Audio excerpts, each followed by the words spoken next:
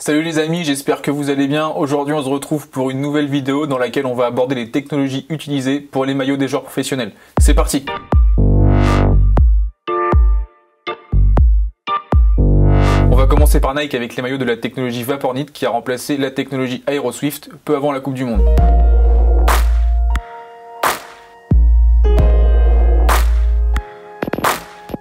Alors pour présenter cette technologie, on a ici deux maillots, celui du FC Barcelone et le maillot Air Jordan du Paris Saint-Germain. Alors je vais commencer par m'intéresser à la coupe.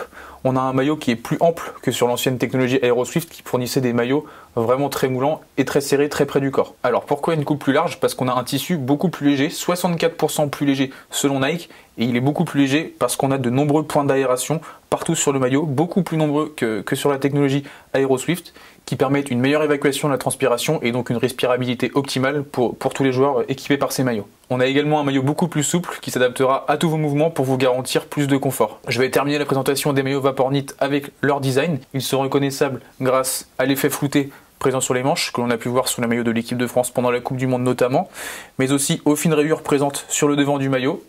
On a également une bandelette aux couleurs de votre club au dos.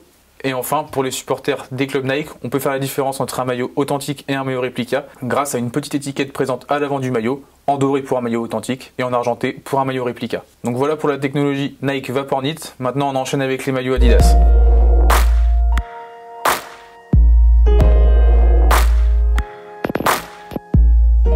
Donc pour les maillots Adidas, on distingue deux technologies.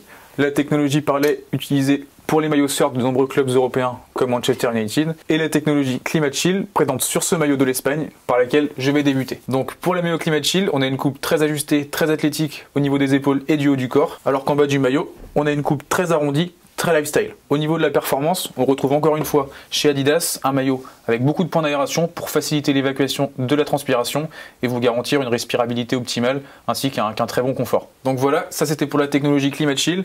Maintenant on va s'arrêter sur la technologie Parley qui est très intéressante notamment pour sa démarche écologique. En effet, ce maillot est issu d'une collaboration entre l'association écologique Parley pour les océans et Adidas et est réalisé à partir de déchets marins recyclés. La version que j'ai dans les mains est une version réplica et qui n'est donc pas optimale en termes de performance, et chez Footpack on se demande s'il y a une version haut de gamme pour les joueurs professionnels. C'est tout pour les maillots Adidas et maintenant on s'attaque aux maillots Puma et Evonit.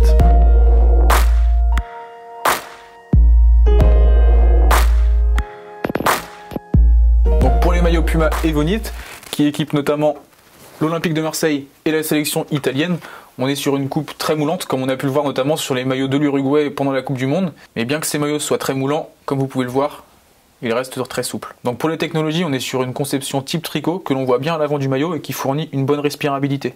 Donc ensuite on a une vraie réflexion au niveau de la ventilation pour la gestion de la température, ainsi que sur l'évacuation de la transpiration. Donc sous les aisselles, on a un vrai système de ventilation.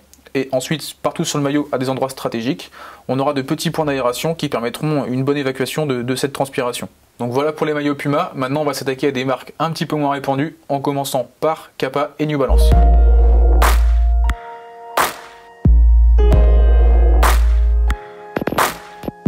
On va commencer avec les maillots Kappa. Ici, on a le maillot du Napoli, un maillot vraiment très souple, comme vous pouvez le voir, avec à l'arrière un dos en mèche qui permet une bonne respirabilité et une bonne évacuation de la transpiration. Ensuite, avec les maillots New Balance, on a ici le maillot du LOSC. Ce qu'il faut savoir pour les maillots New Balance, c'est qu'on ne peut acheter que les maillots réplica. On est quand même sur un réplica de qualité avec, comme sur le maillot Kappa, un dos vraiment très perforé qui permet une bonne aération. Donc pour la performance, ce n'est peut-être pas optimal et on imagine vraiment que les joueurs professionnels ont eux une version haut de gamme plus développée et plus élaborée pour la pratique du sport de haut niveau. Et donc maintenant on va terminer cette présentation avec les maillots Joma et Lotto.